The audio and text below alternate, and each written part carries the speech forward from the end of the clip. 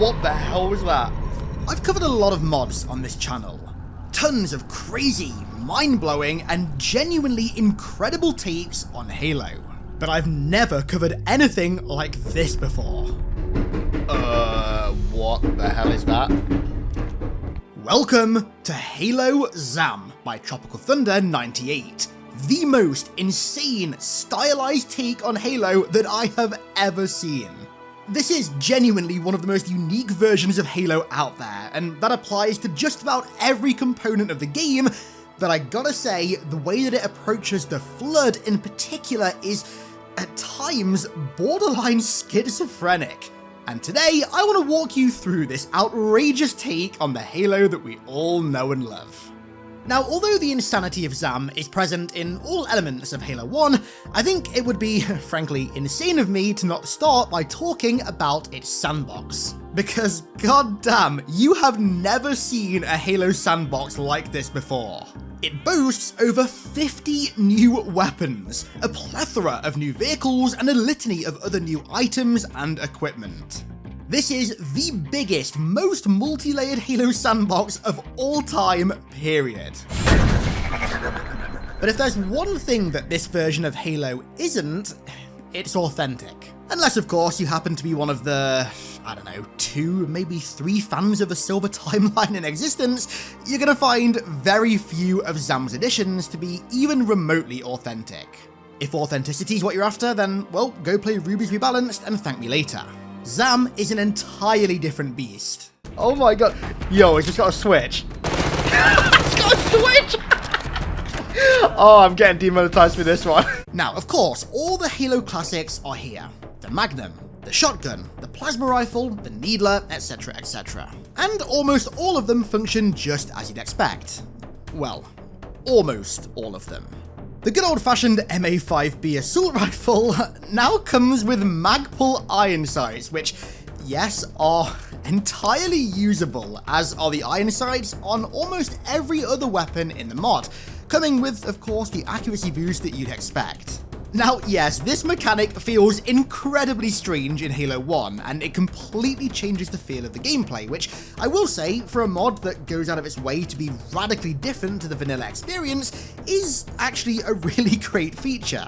Although I will say on some guns, like the Magnum for example, which doesn't even have front sights, yeah, it's kinda cursed. There are quite a few variants of existing Halo weapons as well. For example, the Magnum has suppressed and dual-wielded variants. The SMG is there, along with the Halo 2 version of its suppressed variant. There's an insane version of the BR in the game that comes with a 100-round beta CMAG and a frankly absurd fire rate to boot. There's a combat knife, you can use your fists, and there's even a new Mjolnir feature that's meant specifically for psychological warfare. On top of all of these, there's also the pre-Halo 1 variants of some weapons as well, like for example, the old side-loaded SMG that comes with a cool and rather vintage-styled holographic sight. And also, the oldest variant, I think, ever of the assault rifle, which is also complete with an inbuilt scope, and I gotta say, this thing feels like it was plucked right out of an early 2000s realistic military shooter. I feel like I used this thing in some weird alternate universe sci-fi version of Operation Flashpoint or something. It's really vibey. But of course, these Halo weapons are just the tip of the iceberg, and honestly, they are not the reason that you play Halo ZAM. What the? Okay, a WA2000. Alright, I can now officially state that this mod creator has taste. A significant majority of this mod's weapons are either real-world weapons, or weapons pulled from entirely different games. And I gotta say, arguably the prime highlight of that is the Overwatch Standard Issue Pulse Rifle from, of course, Half-Life 2. This thing is exactly as it was in its original game, even complete with the bouncy Dark Energy Bomb alt-fire mode and also all of its sound effects, that tries, and fails, to teleport the Master Chief into the Half-Life universe if he happens to step into its path.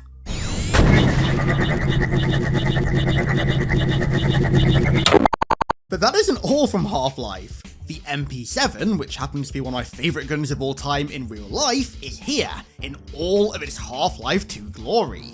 as is the ever-iconic MP5 with a grenade launcher from Half-Life 1, which, yes, is quite literally the Half-Life 1 MP5, even down to its supremely low-poly model and even lower poly iron sights.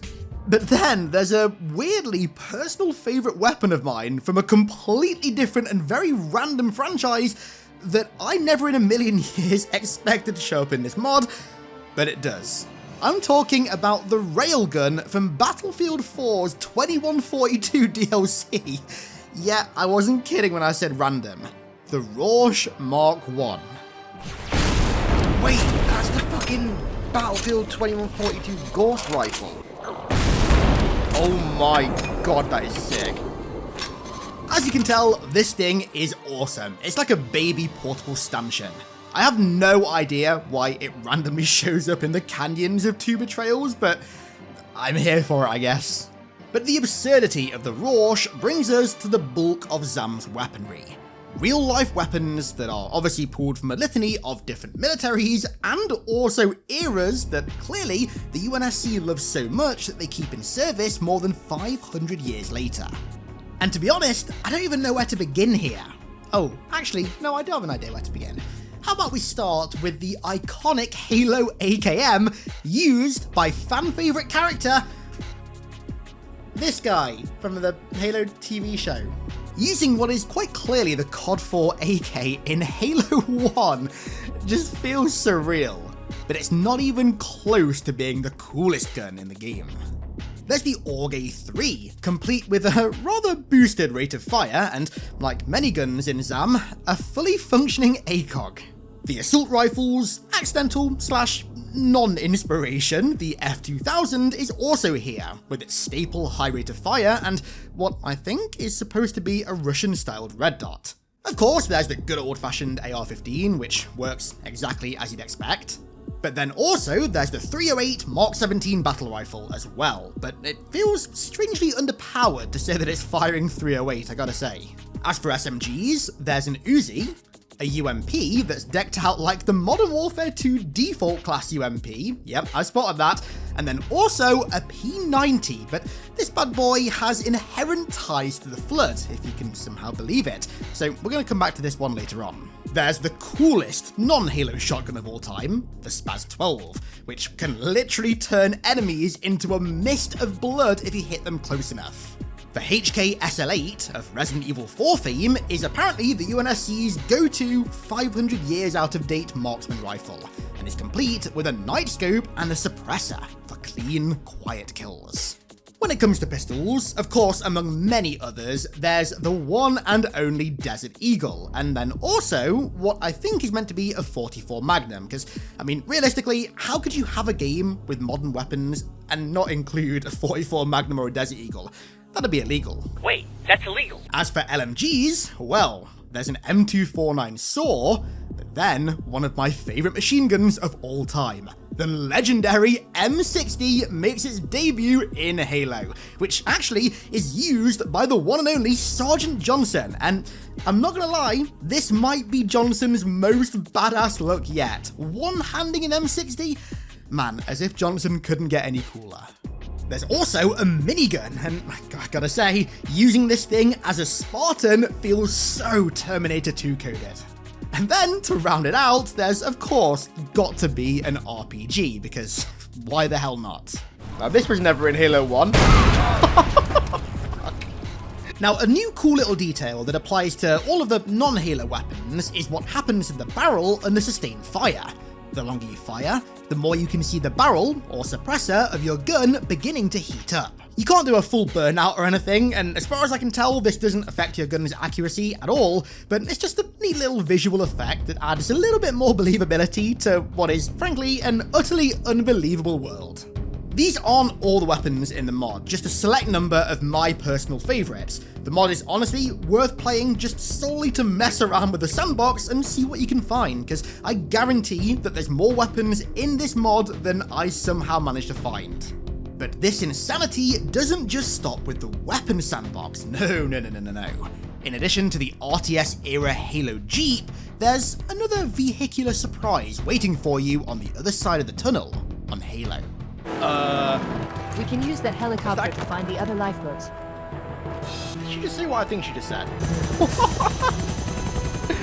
Now, I am by no means a helicopter aficionado, but I'm almost certain that that's an Apache in Halo 1. An Apache, mind you, that flies surprisingly well and can kind of almost hover, despite being radically different to the Banshee in almost every way possible. I must say, flying around Alpha Halo doing strafe runs on Covenant in an Apache helicopter made Halo feel surprisingly close to like an old Operation Flashpoint or really old Armor game in such a strangely authentic way. You really have to try this mod and see for yourself. And then, as for equipment, there's now a satchel charge, which, to be honest, kind of just works like a human version of the plasma grenade, and then a throwing knife, which is my personal favourite, because it allows you to one-hit any enemy at range, and do so silently. We're going to touch on this later on, but this opens up the possibility of true stealth on so many levels of the game, and quite honestly, this might sound hyperbolic, but it literally changes the game in an awesome way.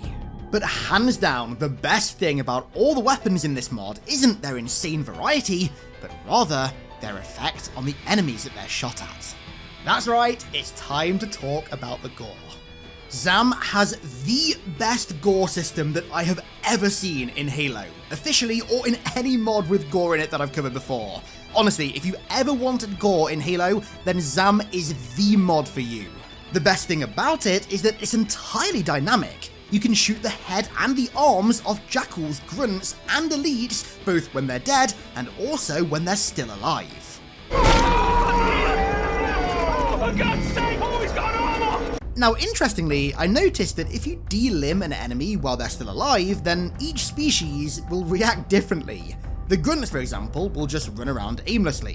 The jackals seem delirious and don't really know how to react, almost as if shock's taken over. And the elite seem to get more and more aggressive.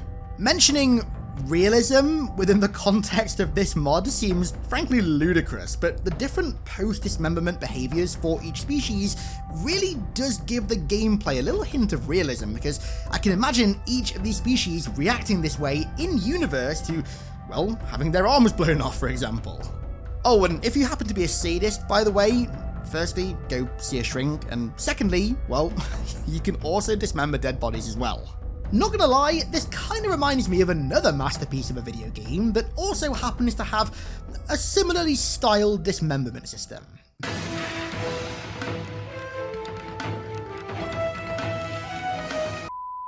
And on that note, let's talk blood, because boy, does ZAM nail Halo's blood. And by nail, I mean include copious amounts of it.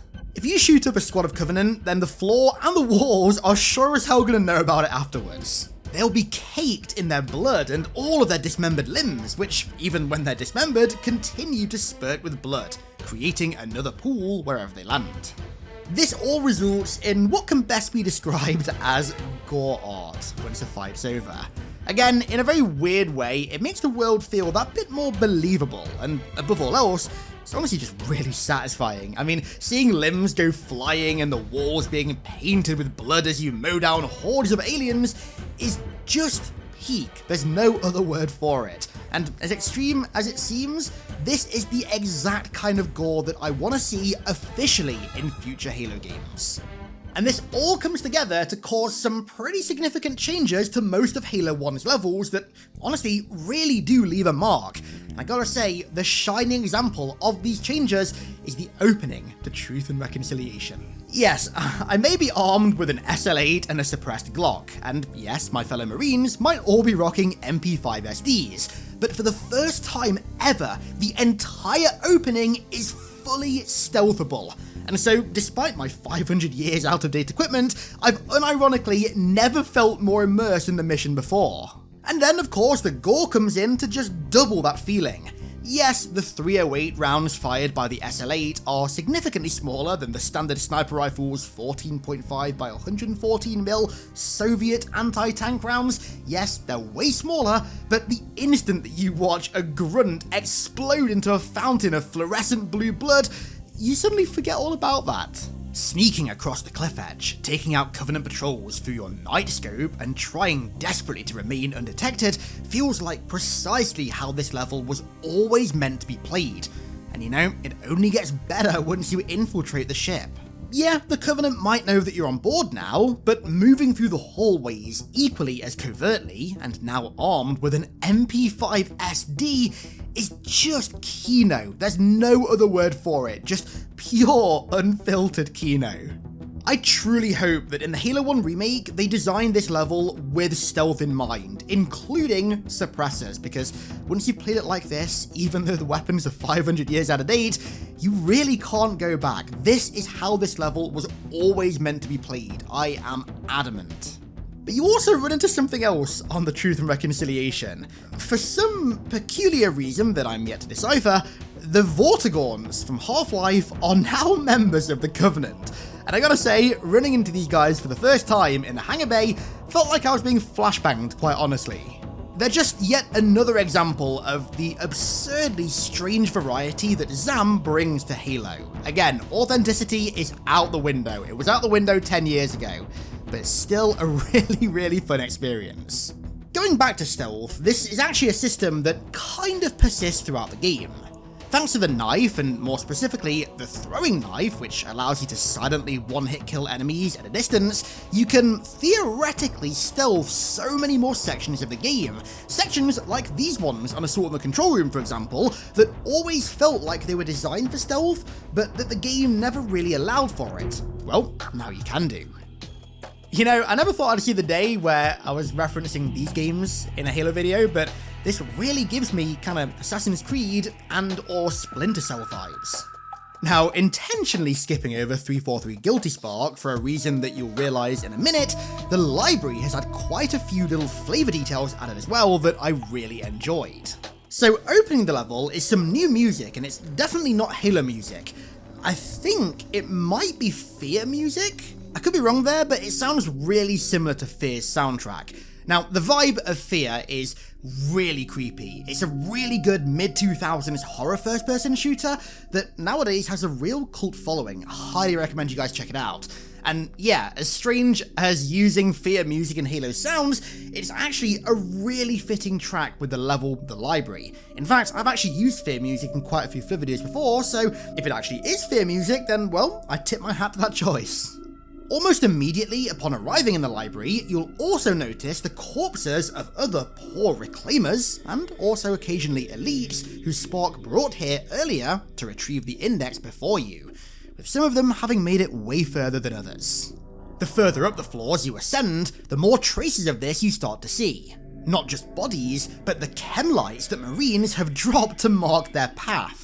Possibly to ensure that they don't loop back on themselves, or to ensure that should they fail, well, the next victim is given a fighting chance of completing the monitor's task. On the higher floors, you start seeing biomass and more signs of destruction, along with a few Marine survivors who've been sent insane by both a lethal dose of the Flood and also the repetitive monotony of the library facility, which, if you ask me, is quite meta. In response to the more significant structural damage caused to the library though, you'll often find warning sirens blaring, and ancient holograms flashing in concordance to indicate that the Sentinel defense systems have been activated. And you know, as much of a small touch as this is, I feel like it adds so much more aura and world building to the actual environment design of the library. You know what? It's amazing how much of a difference audio like that makes. It made me realise just how silent and kind of flat the vanilla library actually is, especially when you consider what's actually happening in this facility. In this version, it truly feels like there's been an outbreak of catastrophic proportions and that the facility is officially on DEFCON 1. Oh, and fittingly, when you reach the areas where the sirens are blaring and the sentinels are active, you can also find a usable sentinel beam, clearly provided by the facility for those who are not flying in the air, but rather are moving around on the ground in their Class 12 combat suits to allow them to aid in the containment of the outbreak as well. Now, you know, broadly speaking, going back to the topic of sound effects, I actually noticed that the foreigner facilities in general in this mod have way more ambient sounds than usual. The greatest example of this is on 343 Guilty Spark, which, don't worry, we're about to get to. But both the silent cartographer and also bits of the ziggurat on Two Betrayals emit these kind of low Forerunner energy sounds, which make the facilities feel alive, but also ancient and mysterious at the same time. Active, but beyond our comprehension as humans. And this extends to the Covenant stuff as well, like, for example, the iconic Concrete now has a deep and kind of creepy elite voice bellowing orders in Sangheili down its wavelength. But just about everything that we've covered so far in this video culminates with Zam's take on the Flood, and specifically the level 343 Guilty Spark. Yes, it's time. Immediately, you notice a difference. The music used in the swamps of 343 Guilty Spark is from World at War, and it's really creepy. So, if you don't know, World at War was kind of a semi-horror take on World War II, and its soundtrack fit that vibe perfectly. And so, it slots in here perfectly as well, and it really sets an unsettling tone for the rest of the level.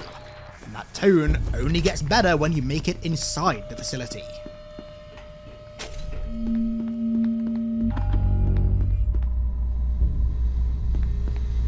When you head through what I like to call the Blood Hallway, your movement is slowed as there's a disturbing banging on one of the doors. Whatever's creating the banging never reveals itself, nor does it make a single sound besides the constant and almost erratic banging on the door, as if it's trying to free itself from some kind of cage. And then, as soon as you step out, you start hearing agonizing screams off in the distance, before total silence, besides the ancient whirring of machinery in the background. This is one of those instances where the silence is absolutely deafening. Heading over the light bridge to the containment room, you're jumped by a sudden flash of some kind of creature. What the fuck was that? Passing across the doorway and letting out an unintelligible cackle of sorts that echoes throughout the room. But when you reach said doorway, there's yet again nothing there. When the Flood get released, the facility's sirens start blaring, lighting up the hallways in an oppressive red as the facility goes into DEFCON 1. The Flood themselves are significantly more aggressive in this mod, and forsake the use of guns, relying solely on their claws and their whips to bring you down. This makes them play way more like traditional zombies, which is certainly an interesting take on them. And fittingly, the Flood also have new sound effects as well. Much more torturous sound effects, mind you. They often make more human-sounding wails of agony, almost as if the human that they once were is still in there somewhere, Jenkins style. On occasion, they'll also make the Nacta and Toten zombie sounds, which, yes, I know sounds awfully specific, and, well, it kind of is. So, the zombies on Nact sound different to the rest of all of the COD zombies. They sound way creepier, if you ask me, and those sound effects fit the Flood like a glove. From this point onwards, the facility almost turns into a horror house. The rather oppressive sirens continue to blare as you feel like you're forced by some kind of invisible entity towards the exit, passing through tight corridors with even more banging echoing throughout, and constantly jumped by large and hyper-aggressive hordes of infected. And because the infected don't use guns in this mod, they're never not charging at you. The tension this all creates is immaculate, but it only gets better. Once you find the Spaz 12 and head into the power room, you find bodies scattered across the floor, which is caked in blood. Whatever caused this slaughter wasn't just a regular combat form. You approach the final dead Marine, whose P90 is doused in blood. But as you head for the exit, you realise that, unlike usual, the exit door is locked. And then, piercing through the ambience of the room, you hear this ungodly scream, almost a howl, before the creature responsible for the massacre finally reveals itself. It drops from the ceiling and charges you. Some kind of twisted, borderline SCP Flood creature, bony, lanky, and with excessively large claws. This thing is horrific, and it takes some serious firepower to eventually put it down. It's no wonder the Marines got slaughtered. Despite being Flood and possibly originating from an elite, for some reason this creature bleeds red human blood, possibly as a result of the Foreigner's experiments that kept it locked up in the facility. But now, with this thing dead, The lockdown in the power room lifts, and you're free to continue throughout the Hellhouse, armed with your blood-soaked P90. You'll notice that regular combat forms come in different colours to usual as well. The elites have a slight Covenant purple hue, but the humans that are infected are much more orangey and kind of come in a fleshy colour, which in a very weird way really reminds me of the zombies from House of the Dead, which, yes, again, I know is a very niche reference, but for me it's a very cool association to me because I used to love that arcade game, and specifically the aesthetic of that arcade game. Later on as well, you also run into infected grunts, which kinda took me by surprise. Oh my god, it's an infected grunt. Look at it go. Look at it go. Look at it go. Oh my god, it's a suicide bomber. Jesus Christ, I did not expect. From massively increased melee-only aggression to the overall vibe of Guilty Spark being almost like a horror maze, even complete with sensory overload from added sound and visual effects, and also the surprisingly effective jump scares despite the absurdity of this sandbox, this is genuinely one of my favourite takes on the Flood that I've ever seen, and I think that ZAM is worth playing solely to experience it. Of course, the link to download the mod is in the description, but just know that Tropical Thunder is far from finished with it. The current version only has major level overhauls up to 2 betrayals. Beyond that, it's still relatively vanilla, at least for now. He's still working on the mod, and he said that there's a lot more still to come in the future, and if what's already there is anything to go by, then, well, I have a feeling that the insanity of ZAM is only ever going to increase. I've got a feeling that this creepy mofo might be making a few more appearances in the future. And so, with that said, let's round the insanity of Halo ZAM out there. I want to give a huge thank you to all of my amazing patrons for the continued support over there, as per usual. Thank you all so much, and thank you all so much for watching. I really do appreciate it. And I'll catch you all in the next one.